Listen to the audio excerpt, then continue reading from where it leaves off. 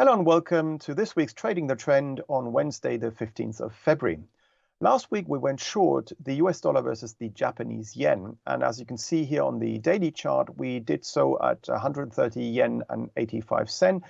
The currency pair did fall all the way down to 129 yen and 80 cents, but then we saw this bullish hammer formation followed by 3 consecutive days of higher prices for the currency pair, basically stopping out our short trade at 132 yen and 95 cents with a small loss. So this trade hasn't worked out well, and again we've got a small loss.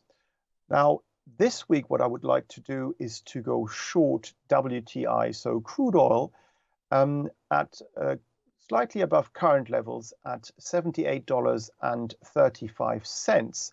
because I expect another down leg to be seen over the coming days. As you can see here, we've been trading sideways with regards to the price of oil, both on WTI and also Brent crude oil.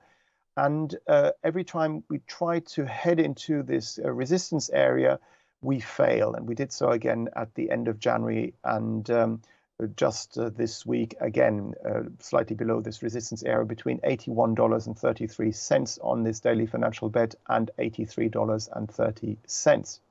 So this week's Trading the Trend is to go short WTI crude oil at $78.35 with a stop loss above this key resistance area at $83.35 and a downside target at $70.35.